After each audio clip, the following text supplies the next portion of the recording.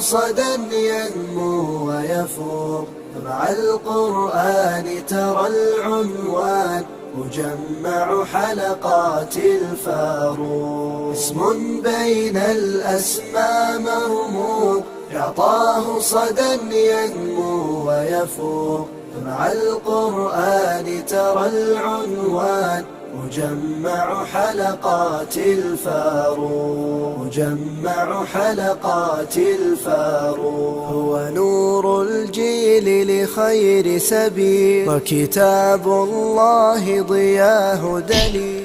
وأشهد أن نبينا محمد عبد الله ورسوله. ثم أما بعد، أحييكم إخوة المشاهدين في كل مكان بتحية الإسلام الخالدة، تحية المسلم لأخي المسلم في الدنيا، وتحية التي اختارها الله لأهل الجنة في الجنة، ألا وهي قائلا لكم السلام عليكم ورحمة الله وبركاته. musidɓe julɓe en yetti allahu jalla wa ala hiɗen mawloromo immorde e bone piccali meɗen e goopi meɗen ɓawo ɗon hiɗen juula e dow annabajo on e ɓen iwtirɓe e ɓawo annabajo on no ñentina sunna maɓɓe.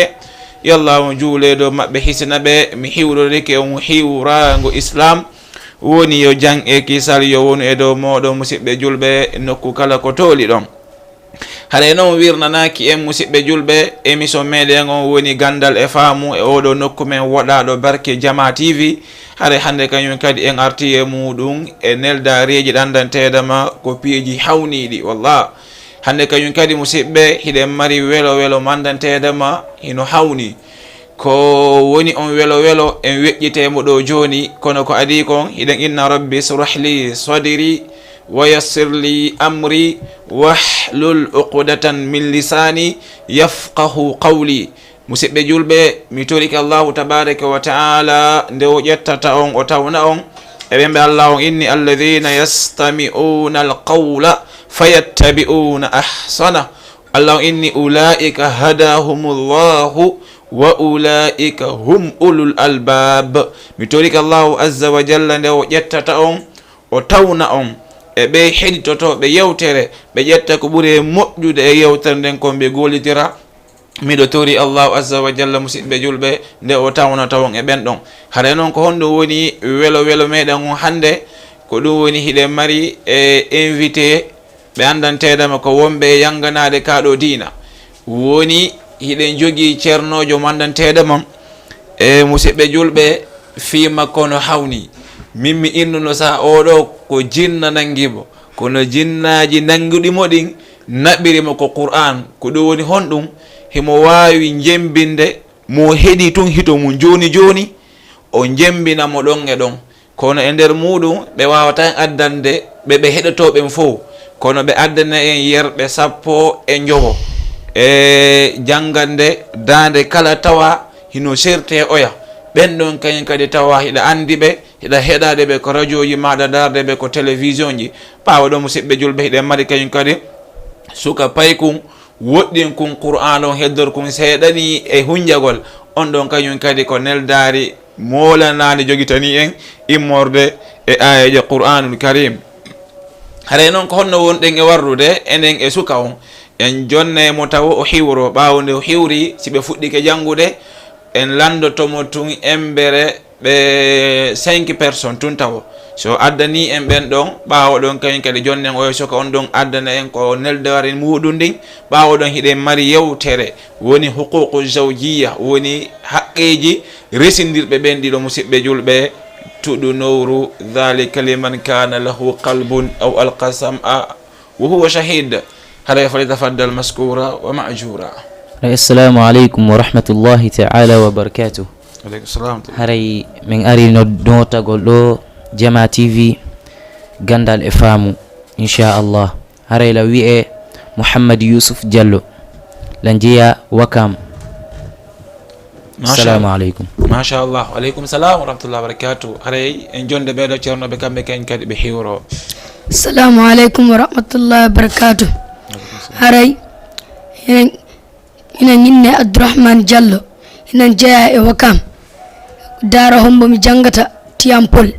محضرة خالد بن وليد. السلام عليكم. وعليكم السلام ورحمة الله وبركاته. أيوة أنا مسيب بجول بي كودون دو وني ويلو ميد يوم بي دو حب بي أنن تيدا ما كوم بي ينغنا لكادو دينا ميكونو إن أرتي جونا يوترين إن جونا شيخ يوسف جالو بي أترونا إن هوري جو كارمكو بي هوري جو جانغو بي تاو bawo don non si hikken do miñiraɓe ɓen ko ɓe woni homɓe ay si ɗon tun haalama mo musidɗo de ƴama ɗa andi ko ɓe woni Mahmoud Khalilul Husari. aywa nam. أعوذ بالله من الشيطان الرجيم. بسم الله الرحمن الرحيم. إن للمتقين مفازا حدائق وأعنابا وعب أترابا وكأسا ضحاقا لا يسمعون فيها لغوا ولا كذابا جزاء من ربك عطاء حسابا رب السماوات والأرض وما بينهما الرحمن لا يملكون منه خطابا يوم يقوم الروح والملائكة صفا لا يتكلمون إلا من أذن له الرحمن وقال صوابا ذلك اليوم الحق فمن شاء اتخذ إلى ربه مآبا إنا أنذرناكم عذابا قريبا يوم ينظر المرء ما قدمت يداه ويقول الكافر يا ليتني كنت ترابا. ما شاء الله. hara en hikka ɗon kañum kadi o ɗo wiyeteɗo Abdullahi Shuraymi woni deuxiéme imam on ko haramayni ko suudu Kaaba. aywa nam. أعوذ بالله من الشيطان الرجيم. آمن الرسول بما أنزل إليه من ربه والمؤمنون كل آمن بالله وملائكته وكتبه ورسله لا نفرق بين أحد من رسله وقالوا إنا وأطعنا غفرانك ربنا وإليك المصير لا يكلف الله نفسا إلا وسعها لها ما كسبت وعليها ما اكتسبت ربنا لا تؤاخذنا إن نسينا أو أخطأنا ربنا ولا تحمل علينا إصرا كما حملته على الذين من قبلنا ربنا ولا تحملنا ما لا طاقة لنا به واعف عنا واغفر لنا وارحمنا أنت مولانا فانصرنا على القوم الكافرين. الله الله. musidɗo heɗo kañum kadi neɗɗo ɓaleejo atiiɗo julnude ko suudu Kaaba woni Adinil Kalbani heɗo aldanama dande makko nden. bismillahi rrahmani rrahim وما كان أمرنا إلا واحدة كلمح بالبصر ولقد أهلكنا أشياعكم فهل من مدكر وكل شيء فعلوه في الزبر وكل صغير وكبير مستطر إن المتقين في جنات ونهر في مقعد صدق عند مليك مقتدر. Allah wona noon kañum kadi ceerno heɗo ko ɗum ɓay mi yi kum pay ko nde ñande mi innu ene pay ko an ko jinna nanguma ene mi jinna nangalan innu mi no a famali haala akkan jinnaji nanguɗuma ɗin hiɗi yiile e qur'anul karim hi wallah ko tellement que dokkal ngal allahu azza wa jalla waɗi ngal no hawni e o suka joni heɗo kañum kadi musidɗo himo addanama ali abdallahi jabir aywa nam bismillahi rrahmani rrahim الرحمن علم القرآن خلق الإنسان علمه البيان الشمس والقمر بحسبان والنجم والشجر يسجدان والسماء رفعها ووضع الميزان ألا تطغوا في الميزان وأقيموا الوزن بالقسط ولا تخسروا الميزان والأرض وضعها للأنام فيها فاكهة والنخل ذات الأكمام والحب ذو العصف والريحان فبأي آلاء ربكما تكذبان Allah musidɗo qur'an no weli kono ko si tawi ko wonɗo nde wawɗo nde woni e jangude i wallah heeɗi o no addanama abdullahi matrud musidɗo heeɗi bismillahi rrahmani rrahim واجعل لي لسان صدق في الآخرين واجعلني من ورثة جنة النعيم واغفر لأبي إنه كان من الضالين ولا تخزني يوم يبعثون يوم لا ينفع مال ولا بنون إلا من أتى الله بقلب سليم وأزلفت الجنة للمتقين وبرزت الجحيم للغاوين Allah ndaaro ko Jama TV addamma musidɗo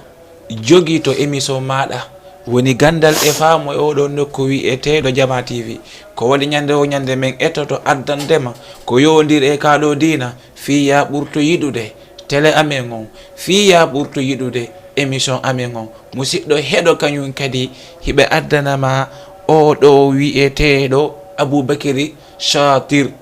aywanam أعوذ بالله من الشيطان الرجيم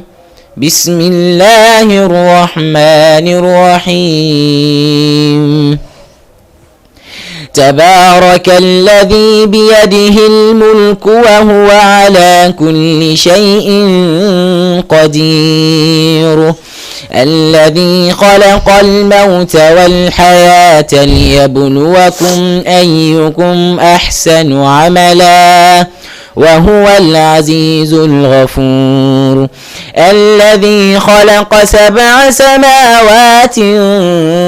طباقا ما ترى في خلق الرحمن من تفاوت فارجع البصر هل ترى من فتور ثم ارجع البصر كرتين ينقلب إليك البصر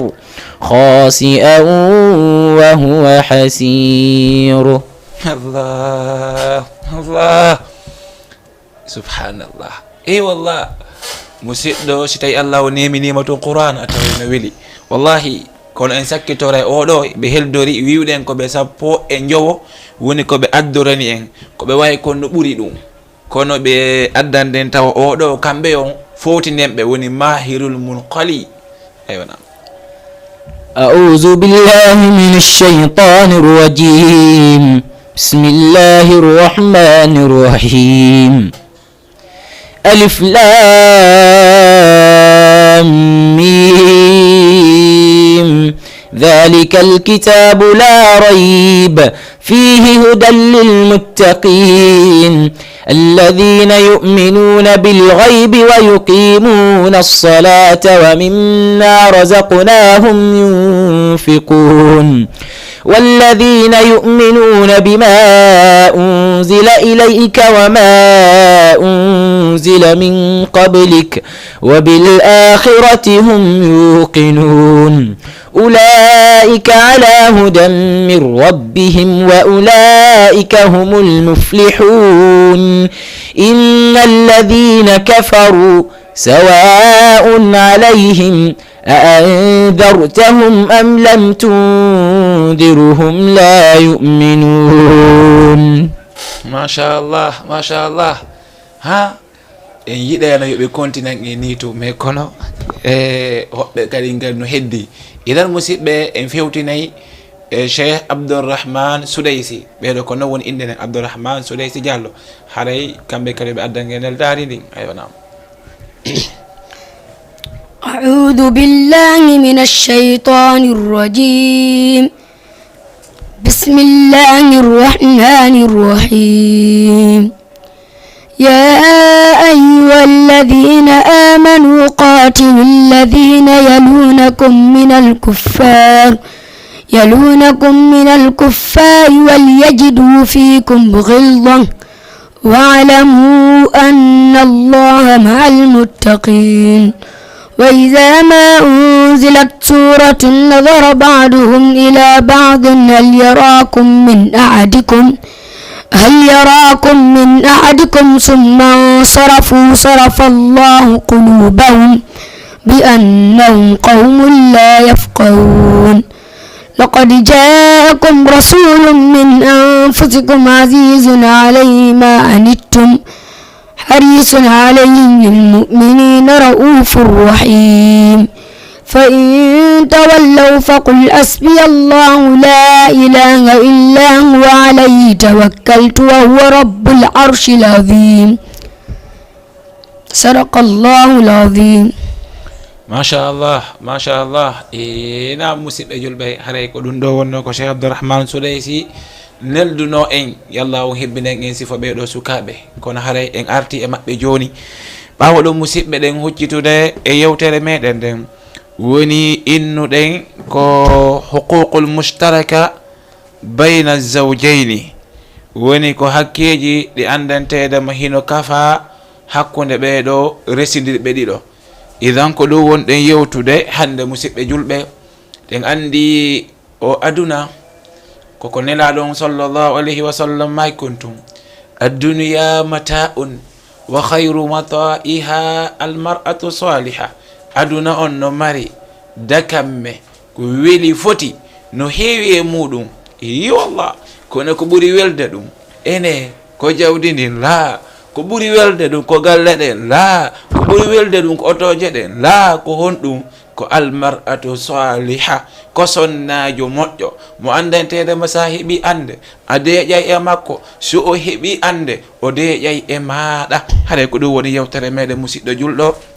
tuɗu nowru ma ndum la'allaka tatadhakkar ɓawo ɗon a waway famude musidɗo julɗo. idan en atore woni huququl mustaraka woni haqqeji ɗandantedema hino kafa woni tajibu li kulli wahidin min azawjayni tijaha al akhar. hakkeji ɗandantedema no waɗɗi goto kala e dow ɗimmo mum no waɗɗi gorko on yo jonnitu sonnajo on no waɗɗi sonnajo yo jonnitu gorko on. fa min ahammi lhuquqi lmustarika baynahuma no jeeyay ko ɓuri himmude e haqqeji ɗandantedema hino kafa hakkude ɓeyɗo ɗiɗo ko ɗum woni aranun ɗum almuasharatu bilmarufi woni ko nde ɓe wurita hakkude maɓɓe no moƴƴiri.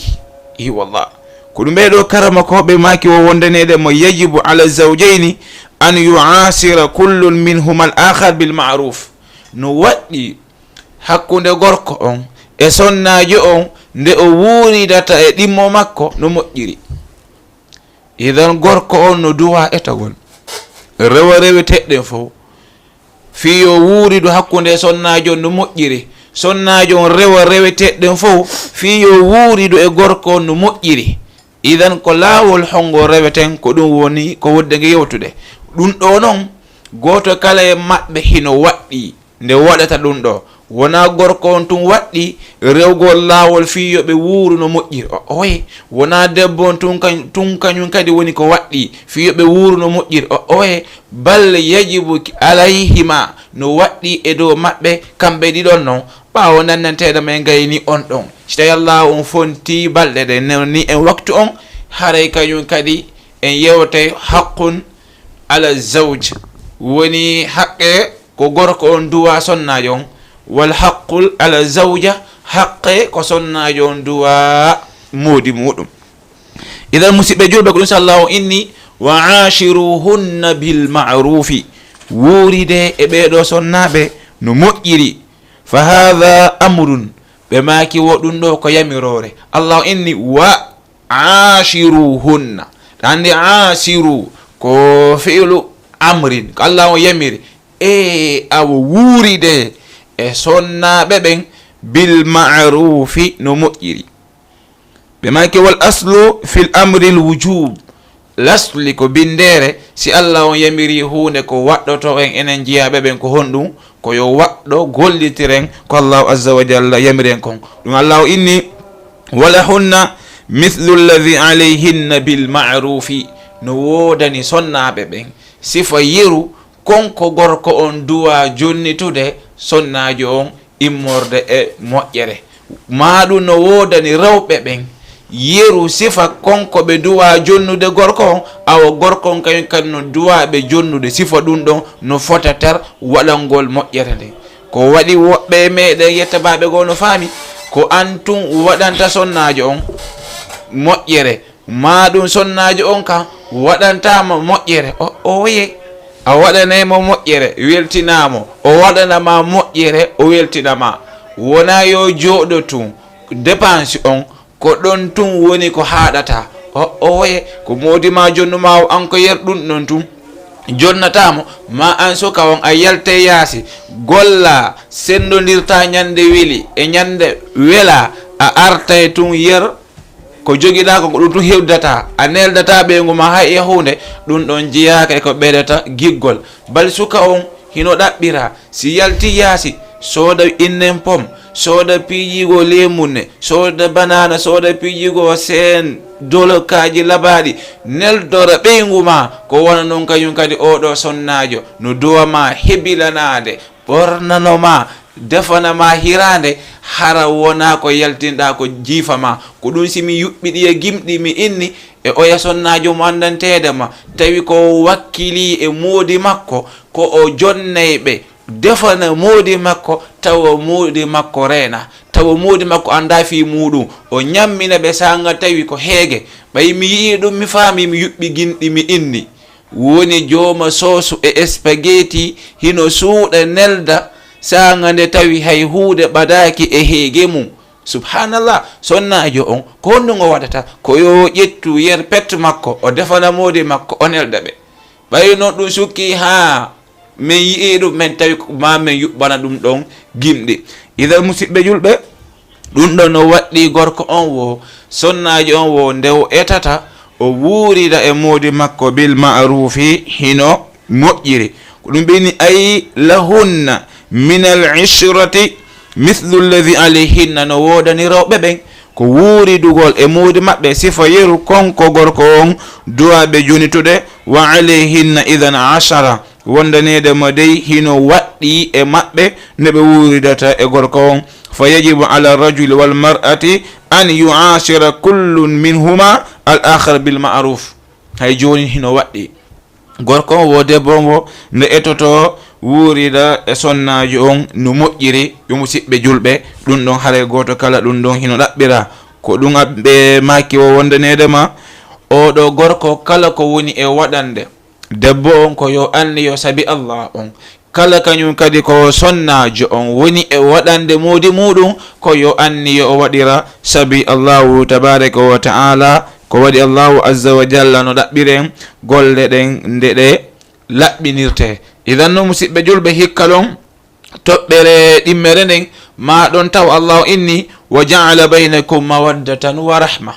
allahu on inni mi waɗi hakkunde moɗon giggol e yurmede. ɓe maki fal mawaddatu wa rahma hiya al aslul husni suhba. wonde neda ma giggol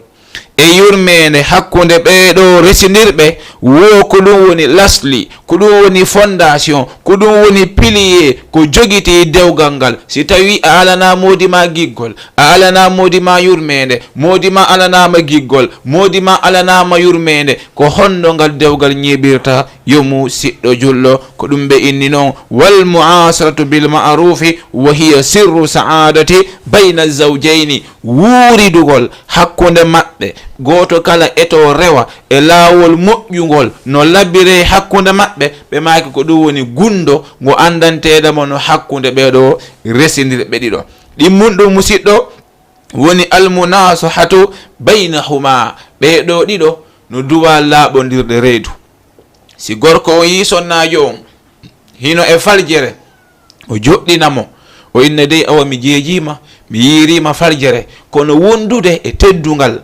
wondude no labira gorko yewtira ɗum e ɓeygu mum. awa mi torikema ɗum ɗo moƴƴa. si ɗiɗo e tato andani en ɗum ɗo ko hersa ko jasere, awa mi torikema accu ɗum ɗo. hara gorko on farjitali debbo yaasi ndaari concima tunuɗi, ndaari ko ɓorniɗa, ndaari no suudu ma wayi e tumbere kawtal makko o hersay. haray a jasinimo ninaɗo maaki bi hasbi mri'in min asharri an yahqira akhahul muslim. yoni ko bani adama o hasbeye ñalande dargal o immintine o hasbe o yoɓe ɗum ɗon yoni ɗum ɗon tum bakkatu muɗum ko jasini musidɗo makko julɗo. ko ɗum waɗi gorkon ko yo rew laawol labagol laaɓana ɓeygu mum reedu. ko wonnoon kañum kadi sonnajo on si o yii modi makko no e farjere kan kañum kadi de wona yo deƴƴu, kono ko yo ndaaru waktu e leere mo andantede mo wawa yewdude e modi makko ɓe famodira o eto o rewa kala rewetegol wona gundu hakkude maɓɓe. o yewta modi makko awade mi yirima farjere hunde kaari miɗo tororima sabi allah on eto ajja ɗum ɗon. ɗum moƴƴi kono elle goo no ton worɓe goo e meɗen no faami awo wolanede gonga laaɓanede reedu yewtire doyi ko gorko on tun wonani ɗum ɗon e debbo o wayi nelaɗon alayhi salatu wassalam ɓe maki o addinu annasihatu wonanedema addinu annasiha dina kanko laaɓodira reedu. qulna liman wo sahabaɓe inni enene laaɗo ma ko ɗum dina kanko yo laaɓodira reedu. ɓinni nam ko ɗum mi inni ɓinni liman awa ko hombo men laaɓante reedu.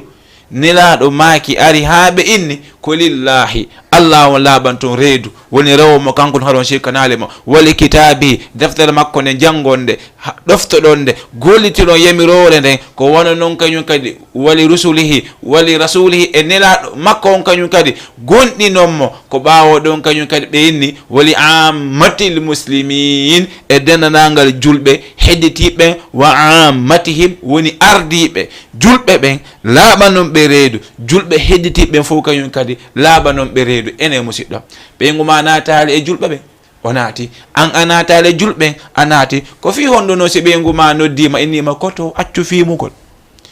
si ɗum watti mi fusa e hunduko ma koto accu yarugol si ɗum watti ande ko min jombuma koto an kadi accu jatagol si ɗum watti ande ko min jombuma koto onon kadi mi jeeji on acce ɗum ɗon kayen kadi no wona pinal. rawɓe men ɓen fulɓe ɓen koto a innay a majje koto ma hon towni modi ma koto kotiraɓe ma nene gotoɓe ma ɓen koto a wawata wi'ude honno de modi ma bébé wi'amo chéri de mon cœur ma innamo he mon amour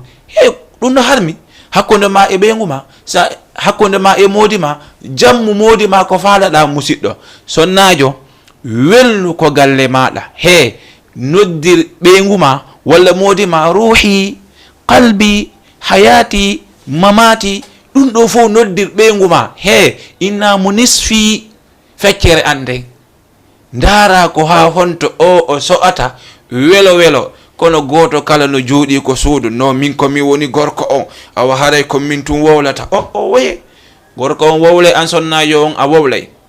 goto kala no duwa laɓande ɗimmo muɗum reedu ko ɗum si annabajo alayhi salatu wasalam ɓe maki addinu annasihatu woni haqqe tammo on ko gorko duwa sonnajo on ma ko sonnajo on duwa gorko on woni haqqul injab haqqe jibingol gorko on wata haɓɓu hoore mum fi wata ɓeygu mum jibi o waye wato jogo hoore makko añana moodi ɓeygu makko yo jibi ko wona noon kañum kadi sonnajo on wata rewu reweteɗe imma ko pikiragol walla ko ƴettugol hunde kaari fi wata ƴettu reedu sowano o gorko ɗum waɗetake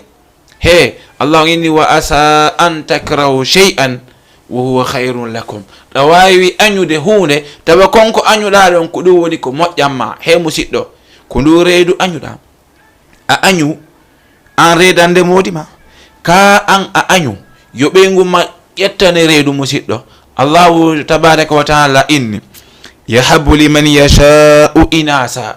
wa yahabu liman yasau dhukura wa inni aw yuzawwijahum dhukuranan wa inatha wa yaj'alu man yashau aqima allahu inni he yahabu liman yasha o okkay kala o mo yiɗi inasa no warne ɓe ɓiɓɓe rewɓe tun oɗo goroɓe to woni jibinde wa yahabu liman yashau dhukur o okkay mo yiɗi wela tun worɓe tun oɗo ko worɓe tun woni e jibinde allah inni aw yuzawwijahuma dhukuranan wa inatha mi jillidirana ɓe oɗo futidira ɓiɗɗo ara noon ko gorko ɓiɗɗo jiwowo ɓiɗɗo ɗimmo on ko jiwo ɓiɗɗo tammo on ko gorko ɓiɗɗo nayebo on ko jiwo allah inni o futidira hakkude maɓɓe wa yaj'alu man yashau aqiman allah ngo waɗay kala mo yiɗi mo jibinta subhanallah he musidɗo a yi'e sonnajo no rewi reweteɗen dowgal duuɓi 15 duuɓi 20 o ronku heɓude ɓeygu o ronku kan heɓude ɓiɗɗo ono maapi ko laawol hongol rewata ha heɓa ɓiɗɗo ono ɗaɓɓi lekkele hôpital ha ronki himo mocci mo yari ceɓele ha ronki fi jiidi an sonnama ara ko wonɗo e jiidade ko wawɗo jiidade inna no an won a jiidota ko ɗo de ɓeyɗo jommi sonnajo ɗimmo jogitoɗa hoorema yaha hetta toon hakkeji maɗi kanko accitiramo ni fi wato jiido ɗum wattake ɗum allah on inni e nane wa ashiruhunna bil ma'rufi wuuride e sonnaɓe ɓen no moƴƴiri awa kanko kañum kadi sonnajo o woto o jogo hoore makko o innano min ɓe min jiɗantako ɓe puisque no mi yirini hakkude men laaɓanalam ɗum ala tonde wona a jombaka dewgal ma ya aro essayage a innay wonɗo e sodude ala wonni tun wa sodowo portable joni nan essayude lewru quoi walla hitane si ƴetti awa haray mi sodima oye dewgal yaratano innugol oɗo la darde mo taw dara modima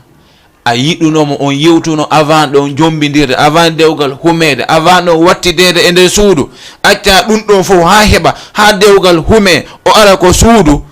an ara ko suudu inna ko ɗo wonda essayedu modima ɗum wattake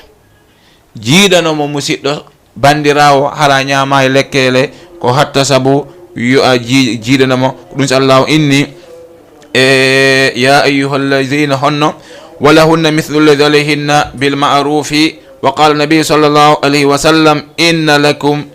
ala nisaikum haqqan neɗo makino wodani on e dow sonnaɓe moɗon ɓen haqqiji ko duwa ɗon ɓe jonitude awa jonniteɓe wali nisaikum alaykum haqqan no wodani sonnaɓe ɓen e dow moɗon kañum kadi haqqiji ko duwa ɗon ɓe jontude awa onon kañum kadi worɓe ɓen jonniteɓe roɓɓen kañum kadi jonnite modi mo haqqeji ɗin ko duwa ɗon ɓe kon hara goto e moɗon jogitaki haqqe inna jibinanta modi mo ko ɗum ɓe inni wa min huquqi zawjiya ala zawjiha ɓawo nandantede ma en kayni haqqeji e seeɗaji tun ko waɗɗi ɗuuɗi kono ɗo en ɓuccu seeɗa gonga miɗo jogui ɗo mawɓe bappiraɓe wiyeteɓe muhtar si yewtere ari seeɗa ɓe inna okkelam seeɗa mi ɓuccay seeɗa idan musidɓe ɗeɗa toɓɓe en ɓuccu tun seeɗa gonga bappa muhtaru hafidahullahu ta'ala wa ra'ahu idan hiɗen natande huququ zawja ala zawjiha woni haqqeji sonnajo on ko duwa modi mudum ko dum be inni ma dum haqqeji ko modijo on duwa sonnajo on kan modijo on ko hondum duwa jonnitude sonnajo on ko dum ara nun dum al mahru koyo simo resudemo koyo jonnu sonnajo on tengeden o jonnamo hatimma dum do no timmi no hani dum Allah inni wa atuhunna sadaqatihinna nihla jonne tengeden sonnabe ben wata resu be nguma ha gayna jonnamo bawo do nyamitadi fo wobbe non ko dum wadata dewgal ngal si humama ya hajata 100,000 200,000 50,000 inna awa ko tengeden ni ha bawo ne dum don feƴƴi hayno da o ko debbo ngari nyawlan do 5,000 o nyawlabo nyawlan do 10,000 o nyawlabo nyawlan do 20,000 ha o nyamita tenge sonnajo on fo o jonitata mo kankata e honde dum wattake dum haqqe non dum sa Allah inni wa atu nisaa sadaqatihinna nihla hittine jonne rewbe ben tenge mabbe den ko dum wadi ko dum don an gorko on wonda e rewrude ha wawda yottade odo sonnajo si tawi no anga yottike mo awawi ittude lokoma e makko tawi anko jonnudama kon a jatti musiddo julla a golitiral aya ko Allah inni wa asiruhunna bil ma'rufi wuride e sonnabe ben no mojjiri tobbere dimmere nden nafaqa woni koyo jonnu sonnajo on dépense ko do woni koyo jonni sonnajo on ko duwa nyamude kon Allah inni walahunna alaykum rizquhunna wa kiswatuhunna bil ma'rufi wonda nede mo dey annabajo sallallahu alaihi wasallam kay maki no wodani on e modon e rawbe ben de jonno tombe ko be nyamata kon dum Allah inni wonda nede ma li yunfiq zu sa'atin min sa'atihi jomirawo yaaje nene yo jonnir anda jogi feere wata ndaru kawtal ma on mala feere jonnirowo dépense 3,000 inna no min ko 3,000 mi jonnirta o anda jogite feere ka musiddo awo jonnir 5,000 li yunfiq zu sa'atin min sa'atihi yo jonnir nafka jomirawo yaaje nene ko yaaji kon Allah inni wa man qudira alayhi rizquhu falyunfiq mimma ataahu Allah kala manen tedam hino bittiri akkese makko nduda yo jonnir yer ko Allah on okkima kon ko wadi Allah on inni la yukallifu Allah nafsan illa ma ataaha Allah on nangitirta wonkil si wana yer kon ko jonniki e dowto la yukallifu Allah nafsan illa wus'aha o fawa wonkil si wana yer ko kitawnata idan no musiddo jullo odo sonnajo maada ka an waddi nafkugol mo ko dum woni an nafaqatu ko an waddi nafkugol jonna odo sonnajo maada hikkalon kanyun kadi woni hikkalon as-sukuna woni nokku hodetedo on ko homboye modon duwa honnude hare non kanyun kadi ko nafkugol si be nguma no gollude ko woni gollude o himo hebude milliaji ko woni hebude o si o innali beyte din ko dépense waddaki mo kono non an kadi bandirawo ko yettada ba si a hebi feere wadu waya husay woni joma sosu e spaghetti hino suuda nelda ustadu en sanga tawi hay hunde badaki e hege mu wadu dum suuda nelda modima sanga ne tawi hay hunde o ala masimu jogiti okkoramo wadu dum ko wadi hajja husay moƴƴi nyentintedo enden hunde don wallah idan musibbe ko dum don Allahu inni askinuhunna min haythu sakantum min wujudikum wonde nedema an gorkon kanyun kadi waddi honnugol beenguma ko an waddi honnugol beenguma Allah inni honne rewbe be nokku ko wondon don ko hondum wi'eten non musibbe men yahube ben yalti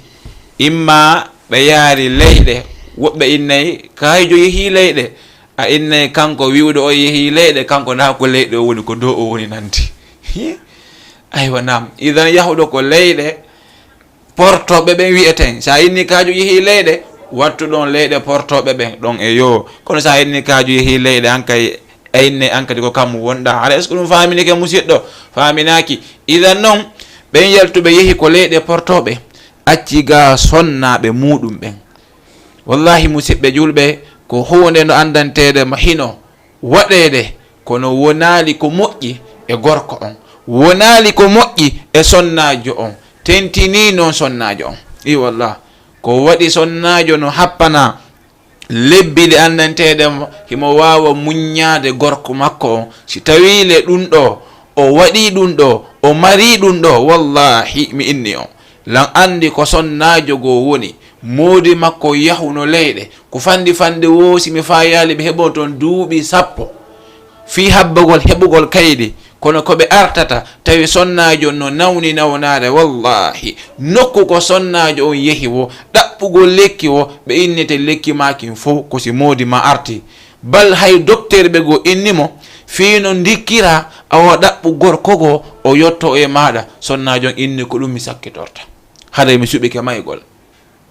o inni awale a dikkata fondanedema ɗum heɓali haala kan ari ha hewtimmi mi inni mo muñño feƴƴay kono alhamdulillah nde gorko on ɓay ari ha hewti sonnajo o dikki ɓawo ɗon o jiitani gorko on kono ɗum ɗon ko lorra ɗum si a jombi wondu e ɓeygu ma askino honna min hayso kantum ko ɗum weeli kono darugol miile min jombowo lan on ko leyɗe woni faalaɗo an on ko leyɗe woni yiɗɗo lan on no Europe a inna ɓeega kanko koko kammu woni walla koko sera aduna ɓe woni fof ko leyɗe yiɗɗo ɗon an on fiancé an on jombowo lan on hino Europe ko honto nokkel kaari mantoro ɗum e goreɓe mum pibilissa ɗum e goreɓe mum tawa wallahi ko o bandirawo ma gorejo ma jombaɗo takko ma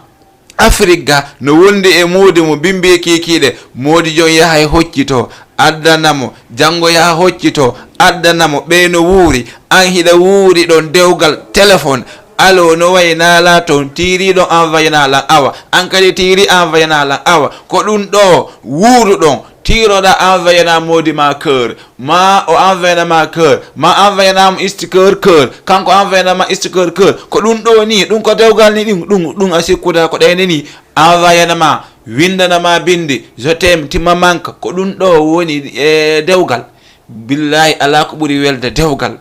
ya yaltu ara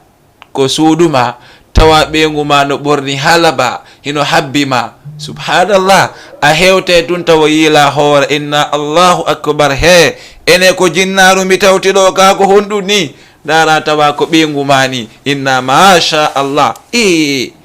jonnamo dépense janngumo innamo en kikiɗe yaha arta aha mais anda jooɗi Europe ɗacci ga ɓeygu ma allah on innuma askinu hunna min haysu sakantum min wujudikum kadi honne rewɓe ɓe nokku ko hoɗɗon ɗon ko wooda ɗon ɗon wondon e maɓɓe musidɗo sa yihiɗo e jindugol acciɗo o sonnajo hara ya wawa famude hiɗa lorrudemo hikke ɗon kañ kadi taalimuha amra diniha woni jannugol sonnajo on fiyake diina makko kan etoɗa o sonnajo ma wona jannguɗo hara etaki o sonnama wona neɗɗo mo andanteɗema ko wirtowo hoore mum andi noon woɓɓe ko honɗum welata ɓe haajaka e diina sonnajo maɓɓe on no waywade woɓe yeggitino allah o noddino ɓe imma ɓe notike walla ɓe notaki ya ayyuhalladhina amanu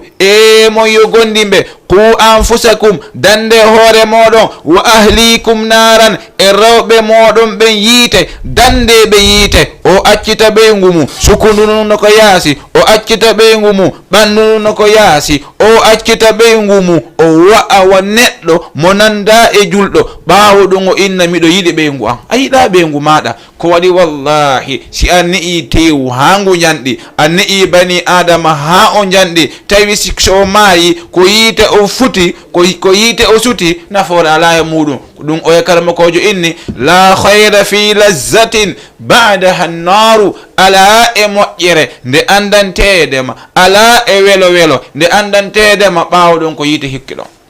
hi wallah oɗo o wona e welo welo oɗo ange ɓeygu ma yalti ɗon place mo accitini ɓandu makko ndu yalti ɗon nokkeli jindon ɓeygu ma wonali no tiggo ɓeygu ma wonali no suuɗa awra mum e rewɓe ɓen e worɓe ɓen ko waɗi nelaɗo maki almar'atu awra sonnajo on ko awra idan noon si tawi ɓeygu maɗa allah innima qu anfusakum dandu hoore maɗa wa ahlikum naran e ɓeygure maɗa yiite allah inni innama amwalukum wa auladukum fitna fahdharuhum jawle moɗon ɗen e ɓeygure moɗon nde ko fitna de ko jarrabu yenide kori ayneɓe nelaɗo maki wo hondenede ma kullukum ra'in wa kullukum mas'ulun an ra'iyatihi go on fof moɗon ko on ayninaɓe goto kala e moɗon kañum kadi ko landiteteɗo ko o aynina kon ɓe maki arrajul ra'in wa mas'ulun an ra'iyatihi gorko on ko halfinaɗo ɓeygure nden o landitete ɓeygure makko nden i wallah idan no waɗɗi gorko on nde o janna sonnajo on fiyake dina makko kan ɗum allah inni ya ayuha alladina amanu qu anfusakum wa ahlikum nara allah inni wa'mur ahlaka bisolati wastabir alayha yamir ɓeygure ma nden yoɓe juulu tabiton e muɗum subhanallah a yi'ay ɓeygu maɗa he miɗo mari haaju e maɗa honɗum mbaldi ndin o inna misali nangamo piyamo haɓon inamo immo juula kirisi mi juuli kono mi juulanta aw joɗɗo nani joɗɗon nani ndaari he a ɓannanila ñiiri ndin e habbe seeɗa simi tawima ɗon ande sonnaji on immo kisan ɓannanama ñaama e hittingoy mi leeti lotteɗan ɗan o hittina ɓeygu ma juulali a ennatamo ene a juulali ɓeygu ma ala janngude a wiyatamo ene kajo ɗande ala janngude an a wajota ko ɓeygu ma ko ittata mo yiite naɓomo aljanna bal kala ko naɓata mo yiite a accidemo e muɗum kala ko tawi si o memi haqqe ma a seytinayi nelaɗo ɗandi ko honnoɓe wa'uno si a memi haqqe maɓɓe ella ala ɓe famay ɓe muññonoma kono sa memi haqqe allahu tabaraka wa taala haray a waddi on wallah nam ko ɓe woni nelaɗo on alayhi salatu wassalam hikke ɗon kañ kadi asabru alayha gorko on no duwa muññade e dow sonna muɗum musidɗo ɓeɗo sonnaɓe koko nelaɗo ma kon tum woni wastawsu binnisa'i hayran mi wasi hikki on e ɓeɗo sonnaɓe moƴƴi e maɓɓe ɓe inni fa innal mar'ata khuliqat min dil'in sonnajo tagama e gondu wa inna awaja ma fi dil'i a'lahu ko ɓuri ɓoylade ko woni e bani adama ko gondu ko hikkori dow kon ko ɗon ɓuri ɓoylade sonnajo on ko ɗon woni ko taga ninaɗo maki fa in zahabta tuqimahu kasartahu si a yehi fiya a fewnu ndu gondu ɓoylindu wo a helaydu wa in taraktahu si a accitindu noon wondanedemo lam tazal awaj a serata kañum kadi hino ɓoyli gondu ndu si a yehi ya fewnu a helay si a acciti ɗon a accitay tawa no ɓoyli ko ɓoyli ɓe maki wo wondanedemo fastawsu binnisa'i hayran e wuuri de e sonnaɓe ɓe no moƴƴiri karama ko ɓen inni ko honɗum fameten helugol ngol ɓe maki wo si a yehi a inni ko ma sonnajo on fewanama wonanama hattide ko wawɗa ɗon ɓe maki a jonnitamo ko ɗum woni kasruha ɓe maki ko honɗum innete taraktaha a accitemo himo ɓoyli awa hay joni fi a faalamo fewnude accituɗamo ɗon o fewali wo ko itiɗa wo o wawatama fewande sonnaɓe ɓen ko non ɓe wayi ko itiɗa wo ɓe wawatama timmande hattide ko falɗa ɗon ko waɗi an tawo a timma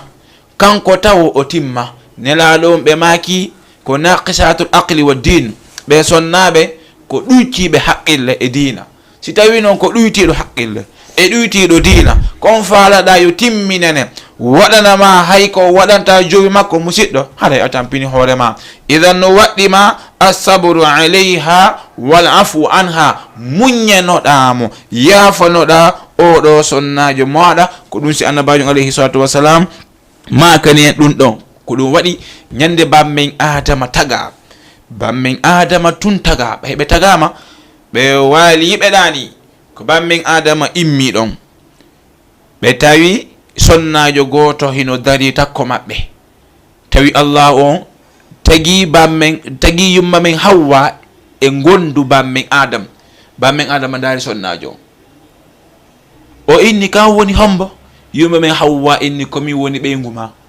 o inni ɓeygu am o inni nam o inni ko fi honno addiraɗa wo ko litaskuna ilayya ko fiya litaskuna alayya ko fiya deƴu e hoore an ɗan ko fiya deƴu e hoore an ko marɗa ande wo ko ha yiide ko marɗa suno wo ko ha yiide rewɓe goo ko marɗa welo wo ko ha hewta ko suudu ma hare welo ma on fo bonti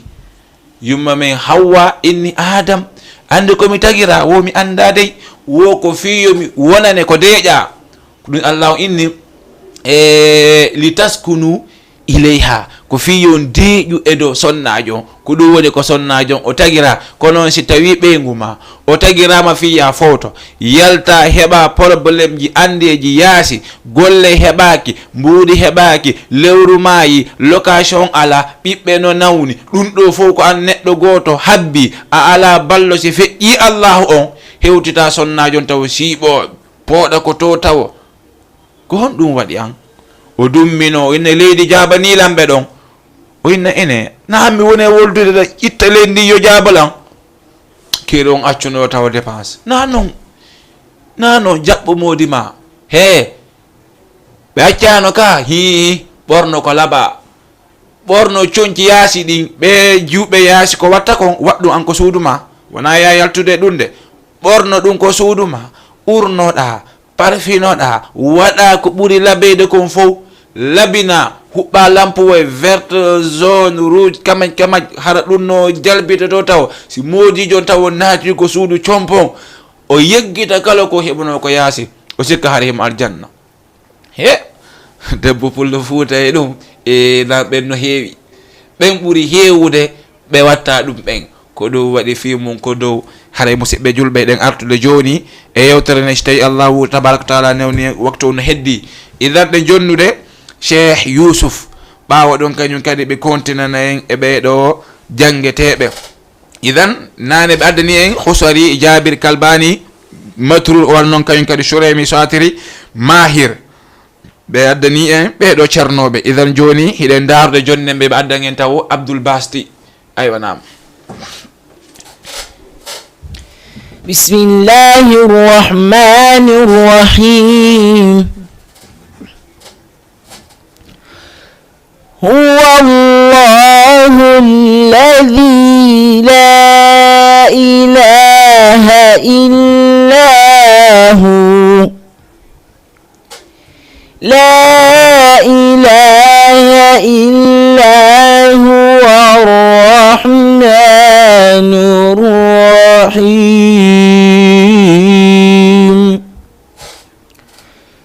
Huwa Allahu alladhi la ilaha illa huwa al-Malikul Quddus السلام المؤمن المهيمن العزيز الجبار المتكبر الله سبحان الله عما يشركون هو الله الخالق البارئ المصور له الأسماء الحسنى يسبح له ما في السماوات وما في الأرض وهو العزيز الحكيم صدق الله العظيم ما شاء الله هدو o jangideɗo e paykunku woni Muhammad manako Muhammad Siddiq min sawi heɗo aldanamamo بسم الله الرحمن الرحيم فإذا قضيتم الصلاة فاذكروا الله قياما وقعودا وعلى جنوبكم فإذا اطمأننتم فأقيموا الصلاة إن الصلاة كانت على المؤمنين كتابا موقوتا ولا تهنوا في ابتغاء القوم إن تكونوا تألمون فإنهم يألمون كما تألمون وترجون من الله ما لا يرجون وكان الله عليما حكيما إنا أنزلنا إليك الكتاب بالحق لتحكم بين الناس بما أراك الله ولا تكن للخائنين خصيما واستغفر الله إن الله كان غفورا رحيما. الله. أيوة نعم هذا أويتيدو أيوب. أيوة نعم. أعوذ بالله من الشيطان الرجيم. وقال اركبوا فيها بسم الله مجريها ومرساها إن ربي لغفور رحيم وهي تجري بهم في موج كالجبال ونادى نوح ابنه وكان في معزل يا بني اركب معنا ولا تكن مع الكافرين قال سآوي إلى جبل يعصمني من الماء قال لا عاصم اليوم من أمر الله إلا من رحم وحال بينهما الموج فكان من المغرقين وقيل يا أرض ابلعي ماءك ويا سماء أقلعي وغيض الماء وقضي الأمر واستوت على الجهدي وقيل بعدا للقوم الظالمين. ما شاء الله ما شاء الله. mais ɗo yo kontin komi landomo seeɗa ene Yusuf. Naam. Cheikh Yusuf fimon no ngalɗinimmi sarahatan mais joni mi humpa andude fi yon wallito wonɓe ɓen e darɗe ɓen faalaɗo wawde jembinde mo nani hito mum wo no woodi ko yarata walla no woodi ko windata walla ko honno on tagi haɓɓata hara ɗo on tagi ɗo sifa an en fof hara dande nden sa memi tut taway hino weeli. Naam. Subhanallah no ngalɗini seeɗa landal mongal no luggi moƴƴa mono kono mi nanayi yimɓe ɓen no haala e ɓe innay sa yari boofo ara ko kecce ɗen dal hara war baali ou bien a sa'ali harna ɗum noon hara ko kecce ɗen simple yarrani wono wawi wonde ko Allah subhanahu wa ta'ala wallitoma e mum inchallah. ok amma noon onon Cheikh Yusuf on yari ɗum? non minen min yarali ɗum. on yarali ɗum ɗon? ella ala joni ko hombo hakkille mum okki ɓay min mi winduno hewɓe mais joni lan accure ono yon addu ko hombo hakkille mum okki. aywa nam. okay. أعوذ بالله من الشيطان الرجيم بسم الله الرحمن الرحيم عما يتساءلون عن النبأ العظيم الذي هم فيه مختلفون كلا سيعلمون ثم كلا سيعلمون ألم نجعل الأرض مهادا والجبال أوتادا وخلقناكم أزواجا وجعلنا نومكم سباتا وجعلنا الليل لباسا وجعلنا النهار معاشا وبنينا فوقكم سبعا شدادا. ما شاء الله ما شاء الله. ko wonnon kañum kadi ɗen hiwreo ɓe hikkoran be en Grand Yoff ko Binta Mauritanie en kamɓe yiɗuɓe Jama TV yiɗi émission gandal e faamu welo weloji ɗin ko ɓernde hino wonda haray on ɓe Grand Yoff ɓen fof nokku kala ko jooɗorɗon hiɗon hiwra hiɗon weltana hiɗon duwana ko wonɗon kañum kadi giggol ngol koko ɓernde woni. Yallahu tabaraka wa taala waɗu barki e moɗon ahlu Grand Yoff e kala iwdiranɓe e Grand Yoff haray welo welo moɗon on meɗen yiwɗe. Yallah yoɓon ko ɓuuri e moƴƴude joddi. Cheikh Yousuf ko dande hombo woni ko janguɗon ɗo joni? oɗo mo wiye Khalidul Jalil. aywa nam joni waktu men on lanni fayda kono joni ko okkite en 2 personnes ɓawa ɗon wawe darde no ombiren jondane hombo e hombo ɓeydan ton en. min ɓeyne innete Salah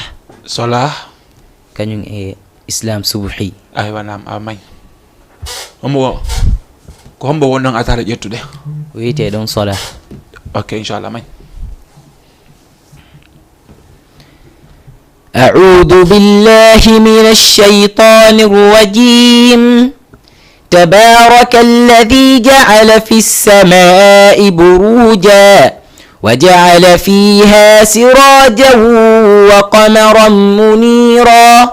وهو الذي جعل الليل والنهار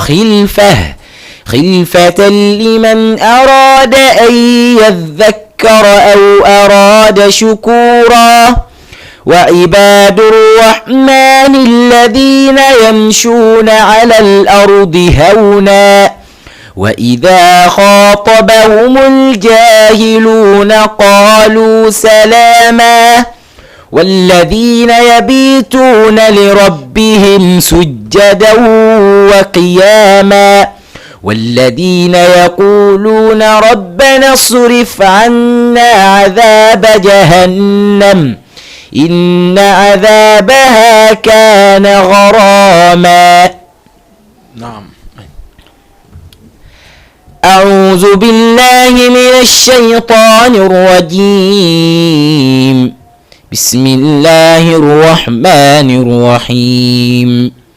يوم يفر المرء من أخيه وأمه وأبيه وصاحبته وبنيه لكل امرئ منهم يومئذ شأن يغنيه وجوه يومئذ مسفرة ضاحكة مستبشرة ووجوه يومئذ عليها غبرة ترهقها قترة أولئك هم الكفرة الفجرة. صدق الله العظيم. ما شاء الله ما شاء الله. حري Ceerno Yousuf yiɗuɓe émission gandal e faamu weltorike o moƴƴa noon wallahi ko won noon kañum kadi on yii musidɓe ko ni noon enen en etoto kala wo ko anduɗen sifa ɓe ceernoɓe en yahay ha tawen ɓe ma nodden ɓe landoɗen adresse maɓɓe fiyo men addan on ɓe ɗo fiyo émission moɗon on ɓurtu risude woni émission moɗon gandal e faamu fiye Jama TV ɓurtu yarde yeeso hare musidɗo jogo émission maɗa on ko chaque vendredi so émission on ratima yahu ko page amen YouTube walla ko page amen TikTok honno kanko page amen Facebook winda Jama TV émission on a yiyemo ɗon heɗoɗamo o fof yo musidɗo julɗo haɗa noon hiɗen jonde Cheikh Abdourahmane Soudaysi kamɓe ken kadi ɓe jangane sakkitinde nden. أعوذ بالله من الشيطان الرجيم ويصنع الفلك وكلما مر عليه ملأ من قومه سخروا منه قال إن تسخروا منا فإنا نسخر منكم كما تسخرون فسوف تعلمون من يأتي عذاب يخزيه ويحل عليه عذاب مقيم حتى إذا جاء أمرنا وفارت النور قل نحمل فيها من كل الزوجين اثنين وأهلك إلا من سبق عليه قوله ومن آمن وما آمن معه إلا قليل وقال اركبوا فيها بسم الله مجراها ومرساها إن ربي لغفور رحيم وهي تجري بهم في موج كالجبال ونادى نوح ابنه وكان في معزل يا بني اركب معنا ولا تكن مع الكافرين قال سآوي إلى جبل يعصمني من الماء قال لا أعصم اليوم من أمر الله إلا من رحم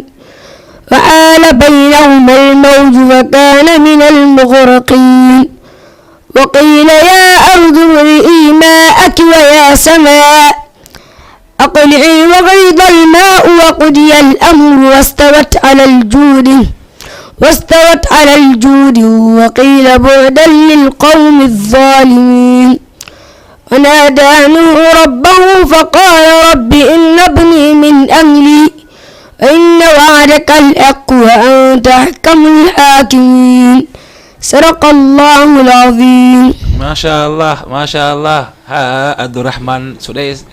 o weltanama mbuyi Allahu tabaraka wa taala ɓeydu gandal ngal musidɓe hiɗen andintinde ɗon markaz Khalid ibnul Walid on mo leeti haray payku makum heɓata place goto kala yo eto ɗo yo lewru ndu mayde hara addi paykon kon ko dara markaz on o gayni tay joni ƴettugo ƴetteteɓen idan noon musidɗo noddu e kisan oɗo numéro fiya humpito woni 77 626 46 47 ma nodda e 77 783 66 50 fiya heɓan pilasi fi payko makum musidɗo hitting e markaz Khalid ibn Walid idan ɓawaɗo musidɓe julɓe en jarni hoɓɓe meɗen ɓen onon kayen kadi wonɓe men e darɗe ɓen on donama jarnama yo Allahu tabaraka wa taala reynu on waɗa barki e nokku on Allah yafano en kala frajere mandanteɗam mbaɗen heeɓi ga haade Cheikh Yousuf ko konngol hondi wonɗon e sakkitorade ari assalamu aleykum wa rahmatullah ila yuuri nenan e baban la yuro famille o fop lallando sahiɗo e jang hara mi weltani on onon daruɓe émission gandal e faamu la yuro ɗon Lukmanul Hakim Diallo inchallah la weltani kadi oustaz Mouhammad Yero haray la weltani ɓe foto ka wona seeɗa inchallah haray on jarama machallah onon kadi Jama TV weltani ke on yallah on weltano en fof Cheikh Abdourahmane ko hon ɗum woni ɗon e sakkitorde. Assalamu aleykum wa rahmatullahi wa barakatuh. haray ina yuro nenen e baban ina yuro kadi nene baban e baba Soran e famille men on fop ina yuro kadi e karmo kan oustaz Aboubakir ina yuro yayirawan inneteɗo Aisha. assalamu aleykum barka ɗum mari ko mo wala. waleykum salam wa rahmatullahi wa barakatuh musidɓe julɓe kala wo ko yiwɗon feewi e émission o no iwri Allahu tabaraka wa taala kala wo ko yiwɗon ɓoylike muɗum immorde faljugol feggo e bindi feggo e ɗengal no iwri e on togi tawde bani adama tagama timmali aqulu ma tasma min adh-dhikri wal ayati wa sallallahu wa sallim ala nabina muhammadin wa ala alihi wa sahbihi wa sallam. assalamu aleykum wa rahmatullahi wa barakatuh. اسم بين الأسماء مرموق يعطاه صدى ينمو ويفوق مع القرآن ترى العنوان مجمع حلقات الفاروق. اسم بين الأسماء مرموق يعطاه صدى ينمو ويفوق مع القرآن ترى